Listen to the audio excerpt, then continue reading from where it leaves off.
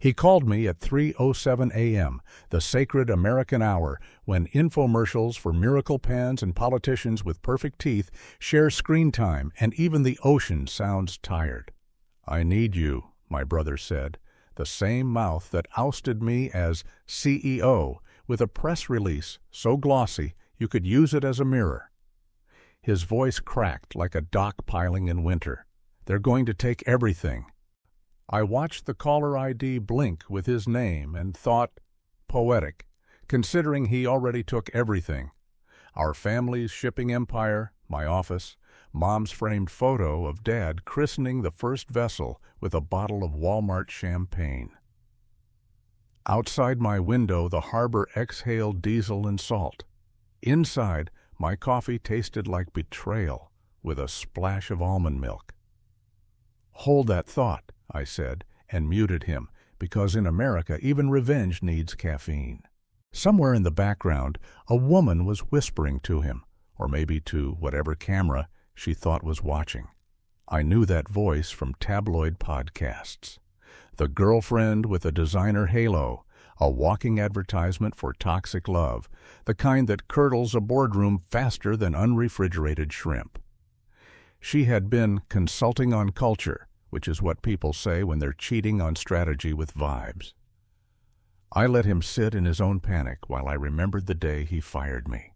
Nothing dramatic, no marching band, no pink slip on my keyboard like a breakup note. Just a special meeting of the board at a steakhouse that still brags about surviving prohibition. He wore a navy suit, the color of stormwater, and called me Buddy, which is how wolves say grace. The vote was regrettably unanimous, he said, and then did that shoulder squeeze Americans do when they're selling you the end of your life as an opportunity. Outside, a bus ad drove by with our company logo, the one Dad sketched on a napkin during a Dodgers game. An anchor bent into a smile. The universe loves irony. It keeps her flexible. Back on the phone, he was unmuted and gulping air. They, he clarified, meant the lenders, the insurers, the fishermen who have known our name since before I was tall enough to coil a rope properly. But in his whisper he also meant a different they, the kind you meet after midnight through a door behind a freezer at the Port Authority. Men with soft hands and hard watches, members of the nautical order of eternal profit, who prefer to be called the family with a capital F, which is adorable considering how they taught my brother to monetize family with a lowercase soul. If that sounds like a conspiracy, good. America runs on conspiracies, espresso shots of maybe true that keep us awake through boring truths. He swore he never meant to cut me out, that it was just business, a phrase famously carved on the tombstone of decency. He blamed supply chain vibes, weather patterns, and a software rollout named Poseidon that drowned faster than the mythic kind. He blamed his CFO, who blamed a consultant, who blamed the market, which blamed the moon.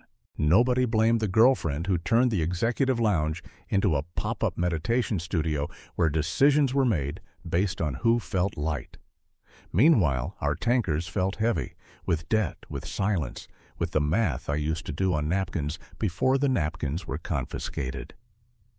"You were always the steady one," he said, and the praise landed like a subpoena. "You understand the ships. The crews love you. Investors trust you."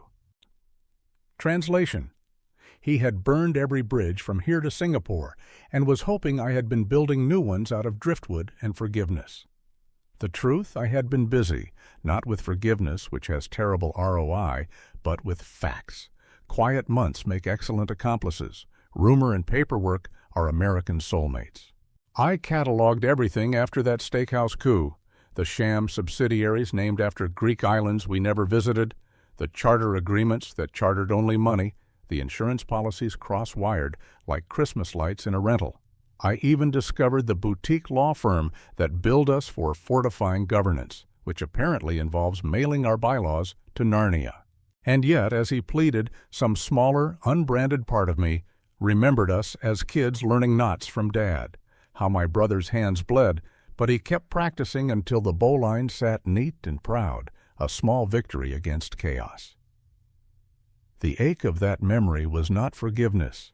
It was quality control for my revenge. Americans adore a comeback, but we worship a well-plated takedown. Why now, I asked, though I already knew. 2 tankers had gone dark off Veracruz and reappeared with cargo nobody wanted to write receipts for. A third was stalled beyond the breakwater by a union dispute he tried to solve with smoothie gift cards. The press had sniffed something. You could hear the pre-roll ads loading. And the order, the capital F family, was tired of his amateur theater. They like their scandals artisanal, aged in oak, not stirred on TikTok. He tried a softer angle. Mom would want us together, he said. And for a second I pictured her 7-layer dip at July 4th, the one she built like a flag, until the refried beans leaked into the sour cream and made a Rorschach that looked like Florida drowning. Mom, I said, wanted us honest. Silence. In his background, a TV murmured stock speak, that spiritual language of subtracting people from numbers. My harbor sighed. A gull screamed obscenities at a crab pot. I thought about America's favorite parable, the prodigal son. We always forget the prodigal had a brother, the one doing the books. We paint him bitter because bitterness photographs badly. But somebody had to reconcile the ledgers when the music stopped. Here's what we're going to do, I said, and he inhaled like a kid about to open gifts. I could almost see his smile, those perfect teeth the board loved because they looked like certainty. You're going to write a confession, I continued, not the legal kind, the human kind. You're going to tell the crews and the customers and the town where we throw our parades exactly what you did. Every shortcut, every handshake behind the freezer door, every time you used the word synergy when you meant lie. And then you're going to resign. He sputtered 3 different versions of impossible. I let him. I watched the harbor lights blink like patient metronomes. Or, I said, we can let the other family handle it. They're less poetic. He didn't answer. For the first time since the steakhouse, I felt the ship of my life drift back toward its lane, sails fat with a wind I hadn't trusted in months. Revenge can be messy. I planned to serve mine with a hairnet and a temperature log. Before he hung up, he tried one more card, the smallest and sharpest. We're still brothers, he whispered, and there it was, family, the last currency, wrinkled but legal tender. We are, I said, and in a country where bloodlines and bottom lines are forever haggling, that counted for something. But the ledger still needed balancing. After we ended the call, I opened the folder on my desktop labeled Anchor Smiles and began writing my own kind of sermon, the American kind that starts with evidence and ends with fireworks. This was not forgiveness. This was quality control for the future. This was me checking the knots. By the time my brother staged his triumphant takeover, you would have thought the guy had invented shipping itself, like Columbus with better Wi-Fi. The first week after the steakhouse coup, he replaced the company's classic Anchor Smile logo with something that looked like a dating app icon for lonely tugboats. We're modernizing the brand, he told the local paper, flashing that same stormwater suit and teeth that could blind a lighthouse.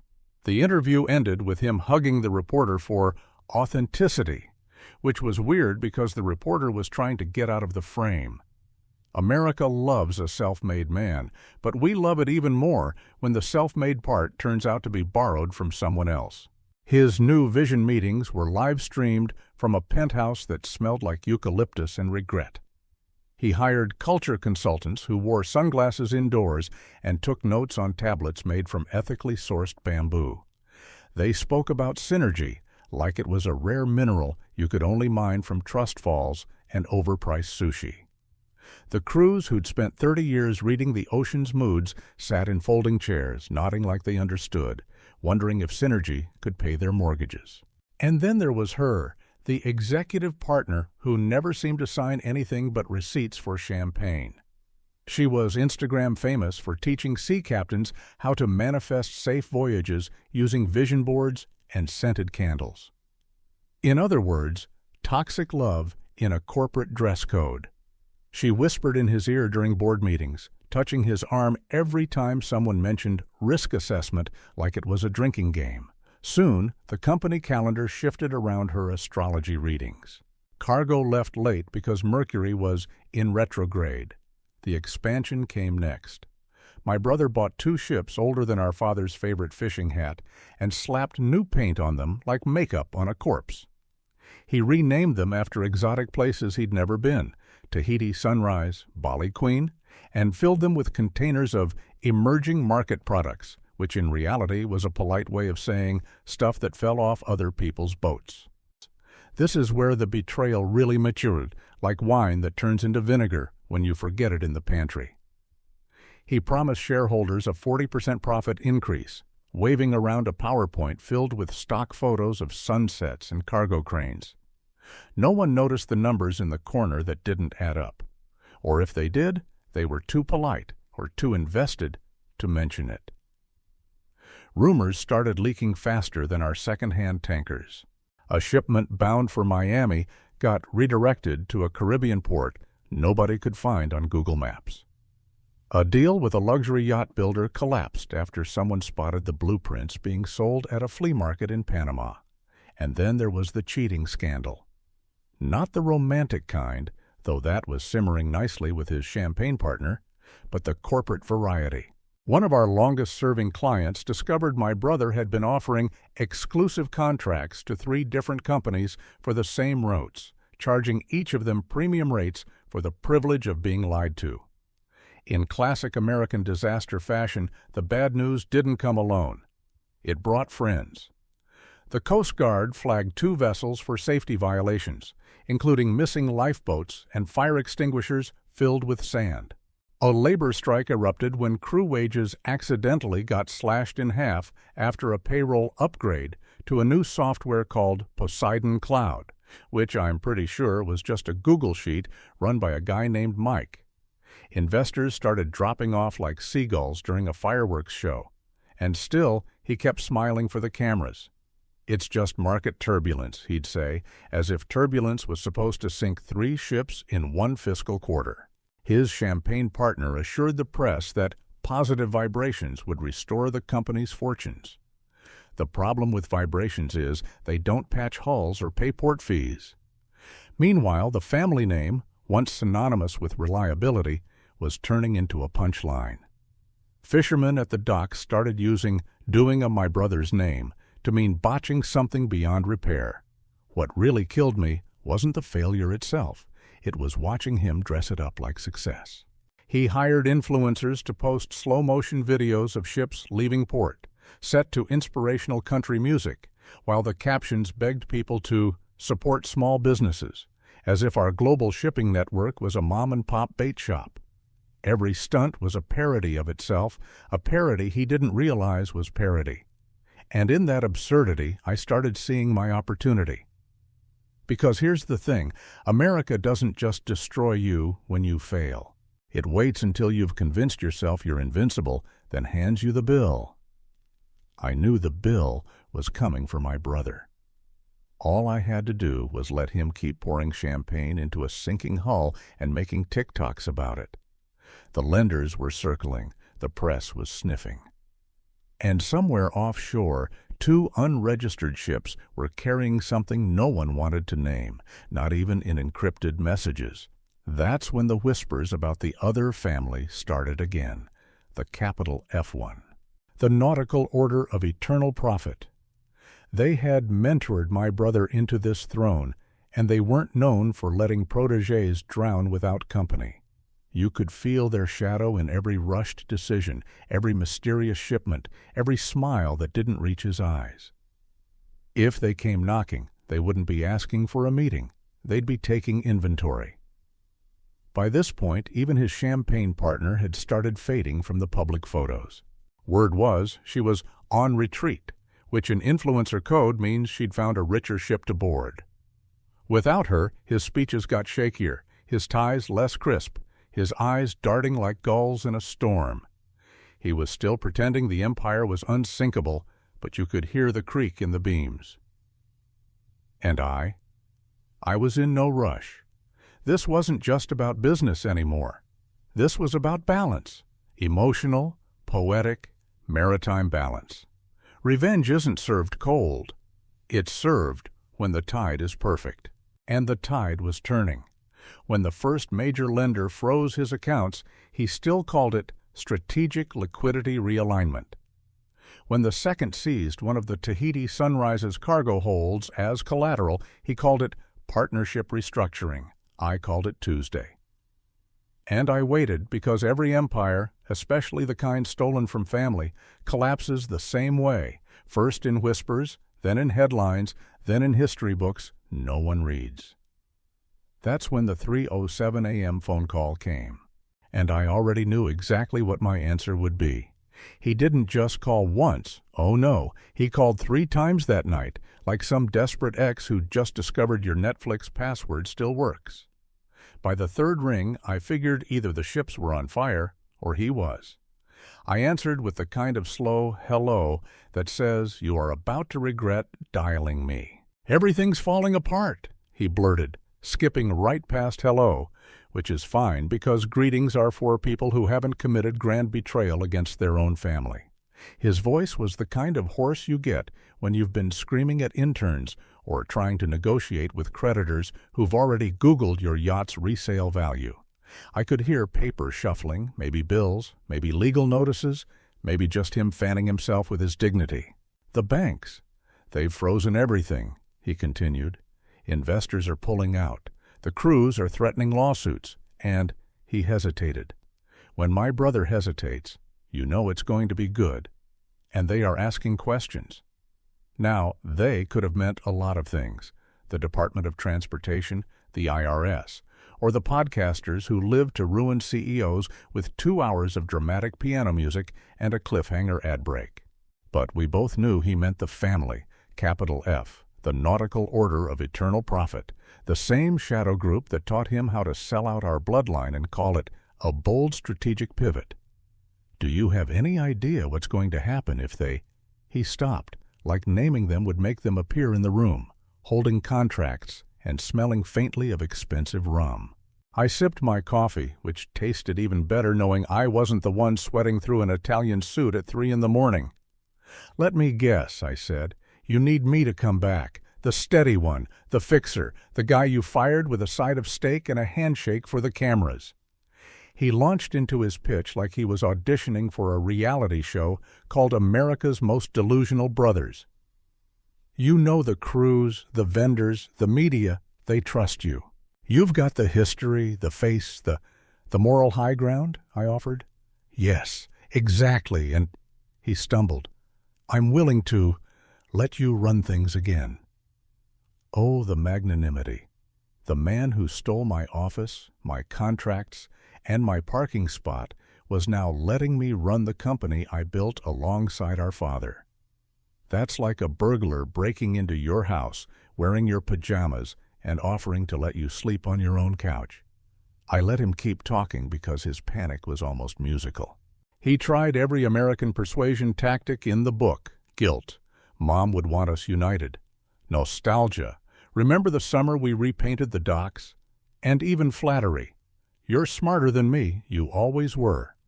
That last one was supposed to be bait, but it came out like a confession. The best part? He still tried to sell me on his current vision for the company. He started rambling about pivoting into luxury eco-cruises and partnering with influencers who have strong oceanic alignment, whatever the hell that means. He said we'd rebuild trust by owning the narrative. The problem was, I already owned the narrative. I had receipts, literal and figurative. Here's what I didn't tell him.